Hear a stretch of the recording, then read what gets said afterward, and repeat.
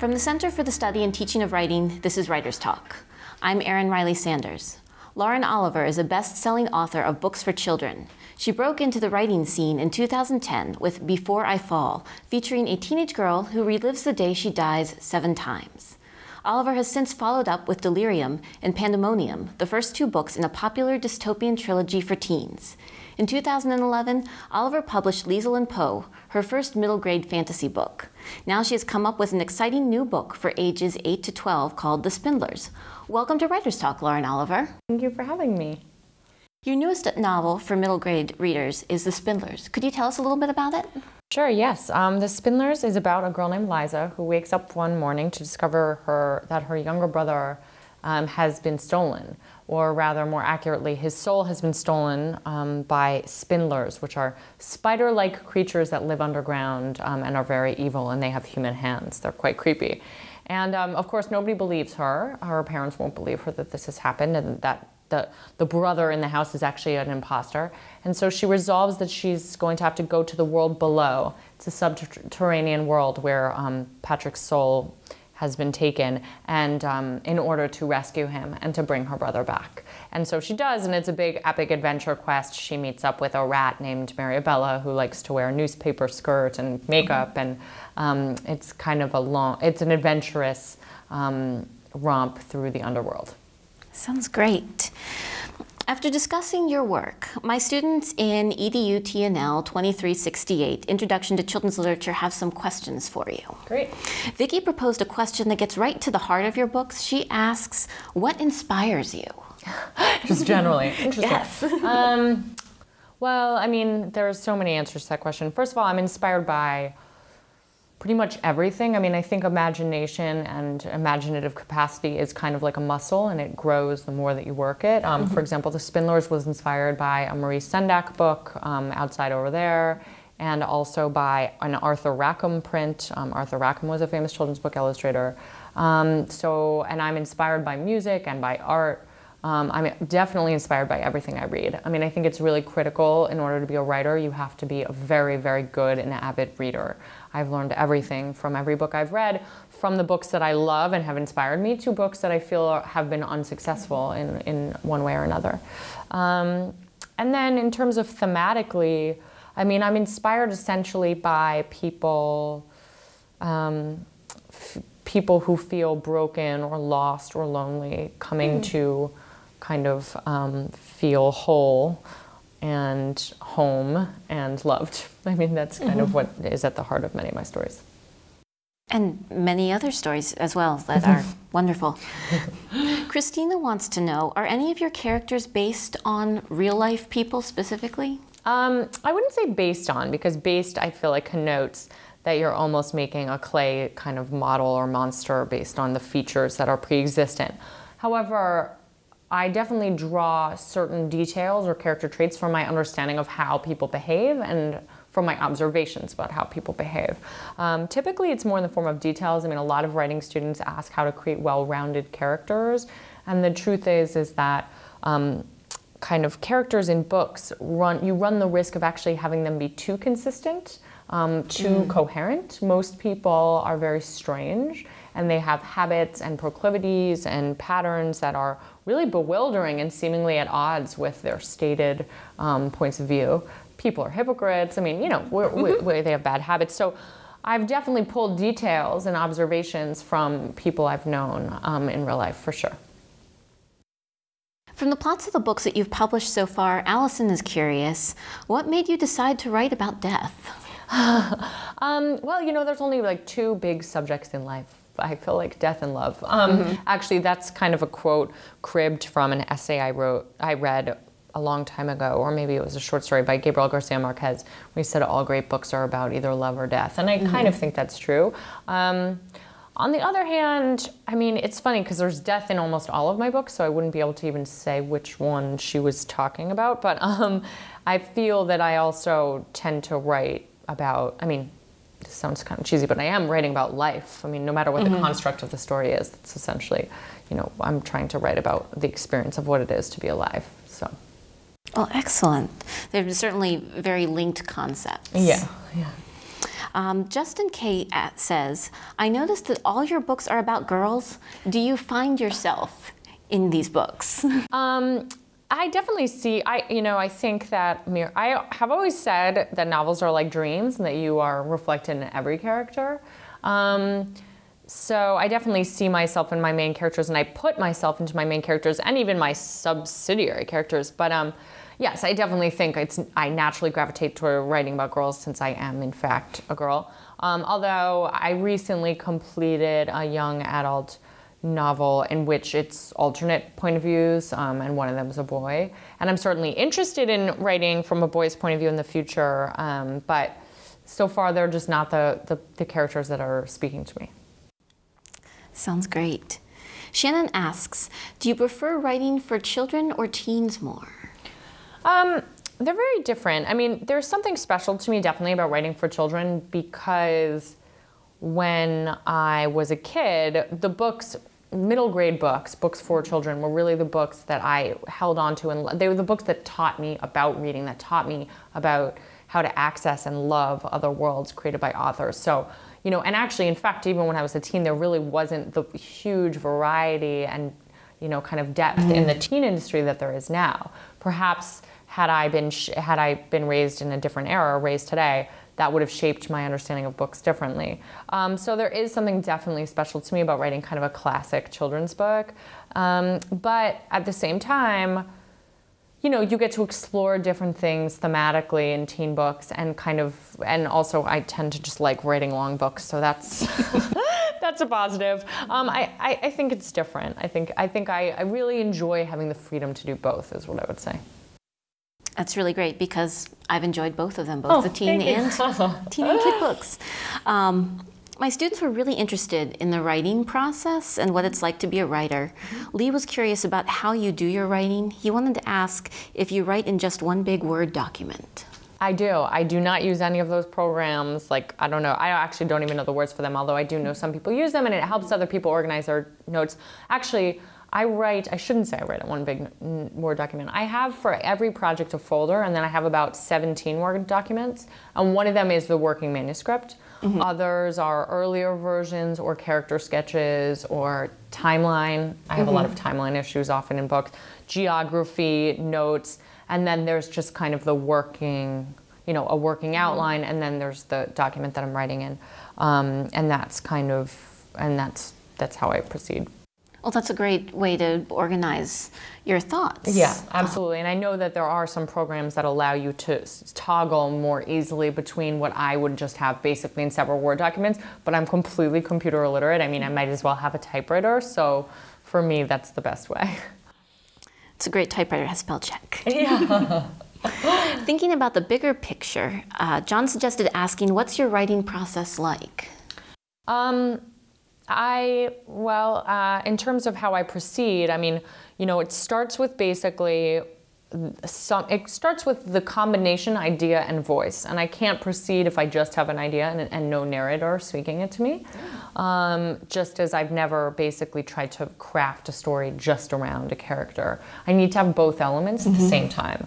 And I always write about 15,000 words, and to see whether the book starts living, to see whether it starts kind of speaking to me and carrying me in certain directions, or whether I'm still forcing it. And usually at that point I pause, and one of two things will have happened. Either I feel that yes, this book can continue, but I need to really understand what it's about.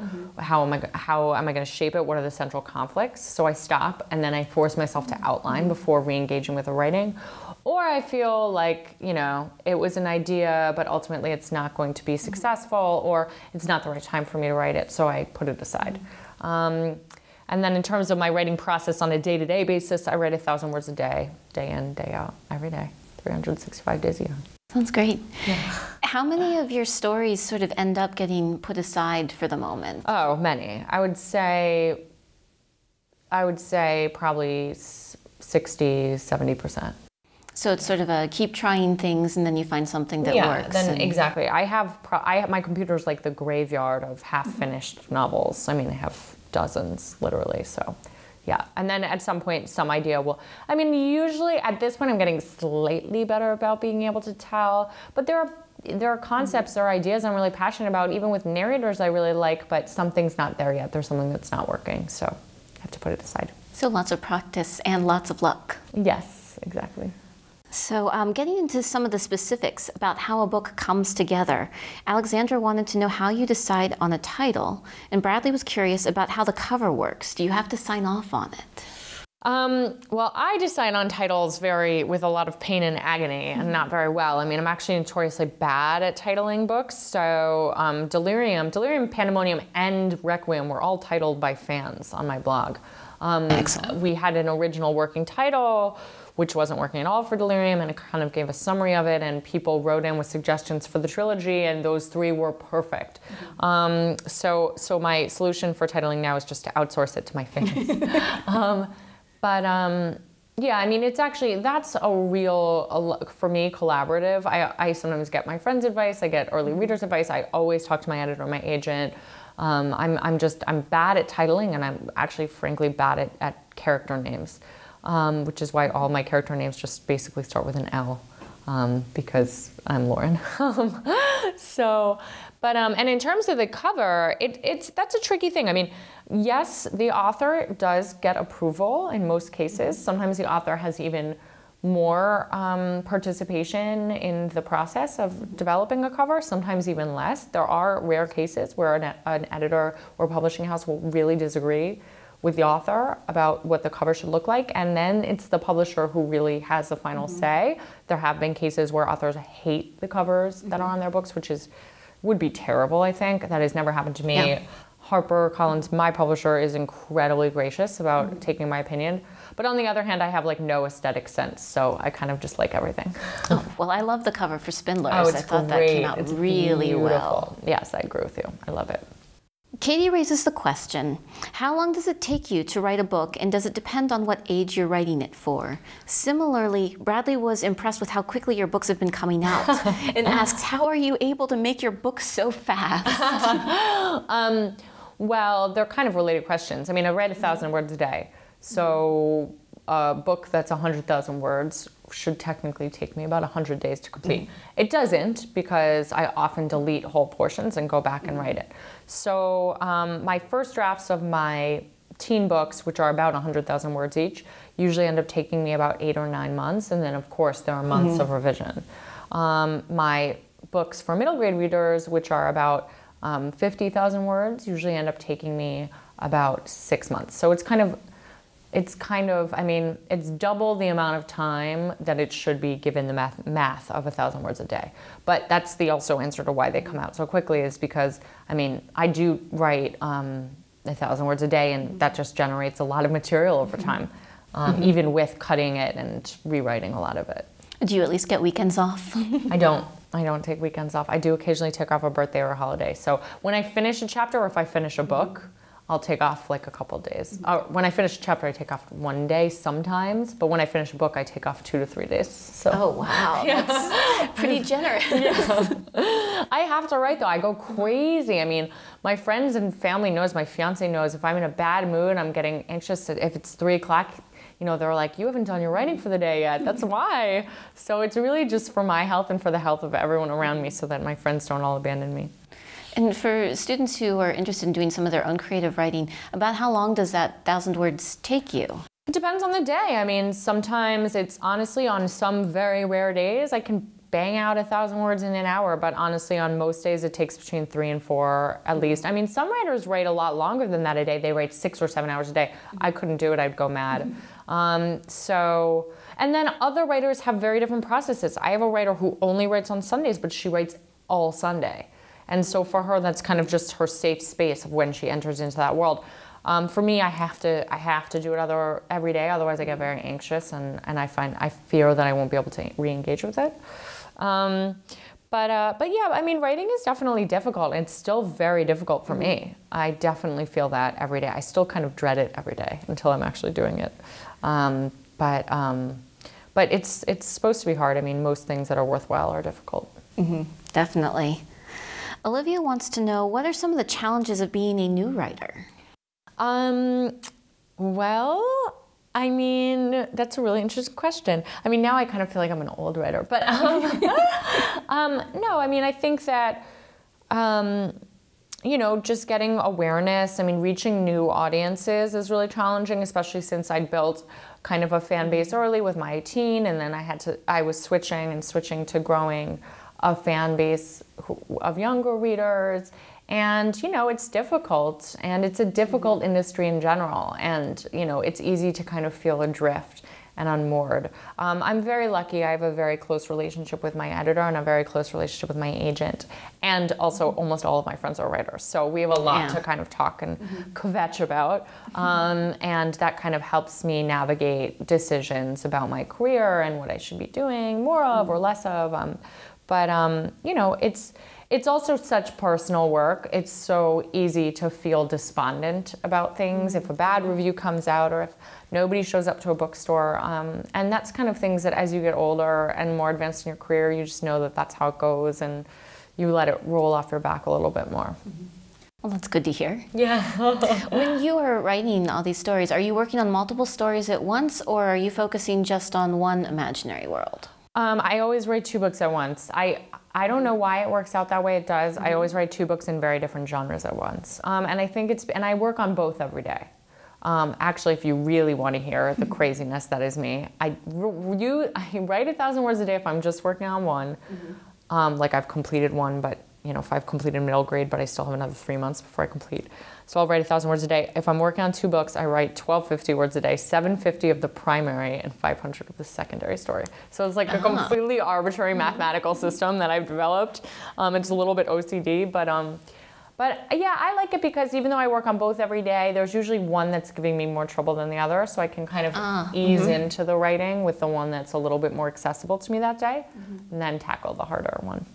So then Spindlers is then paired with Requiem? So Spindlers I wrote at the same, Spindlers I wrote at the same time I was writing Pandemonium, yeah.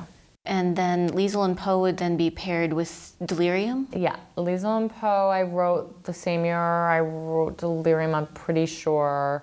I mean, they overlap, but they don't always. Spindlers I would have written with Pandemonium. Requiem, I was working on an adult book as well, which I'm writing now as I write a super secret middle grade project. Ooh. And in between there's another YA. But, you know, I mean, they overlap, but it's imperfect, you know? Yeah. Do they ever cross-contaminate, sort of ideas bleed from one story into the other? Not contaminate.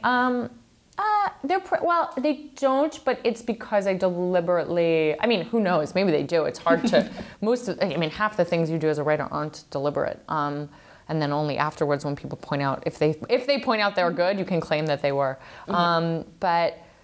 I think partly they don't blend as much because again, they're very, very distinct projects, genres, worlds typically. I don't think I could easily or comfortably write 2 teens, and I don't think I would care to. I don't think that's somehow the point. I also read a lot. I read simultaneously many books at once, but I also read in completely different genres. So I usually have like a nonfiction science book, literary fiction, and Agatha Christie murder mystery. You know, I mean, I just kind of toggle between them. Have you been reading anything recently that you'd like to mention? What am I reading now? What's the perfect example of that? I'm reading a Peter Straub mystery. I'm reading Midnight's Children by Salman Rushdie. I'm reading, I don't know if I'm reading a nonfiction book. Am I reading a nonfiction book right now? Oh yeah, Evolution is True. It's called Evolution is True. It's a nonfiction science book. Or Why Evolution is Real. Something like that. So those are an example of 3. Yeah, it's great. Yeah. And I'm reading I just got the new J.K. Rowling book. The Casual Vacancy. Yeah. Exciting. I know. I'm excited. And one last question. Tori asks, what type of books do you plan on writing in the future? More adult ones? I think I'm going to write all of them in the future. I mean, I think, you know, I really hope that stories keep coming to me in a variety of different genres, because that's really what it is. I never set out to write for a specific audience. My books kind of demand certain audiences, and I really hope that I get to do all of them. I think that there are rewards and challenges to each genre, and I would like to continue to push myself and explore those genres even further. I mean, at some point I'd love to do a collection of short stories. I really just want to keep growing as a writer because that's what it's all about. Well, we hope that you continue to do that. Thank you. Thank you, Lauren Oliver. Thank you for having me. I appreciate you taking the time to answer all of our questions about writing and to tell us about the Spindlers. From The Ohio State University, this is Erin Riley Sanders for Writers Talk.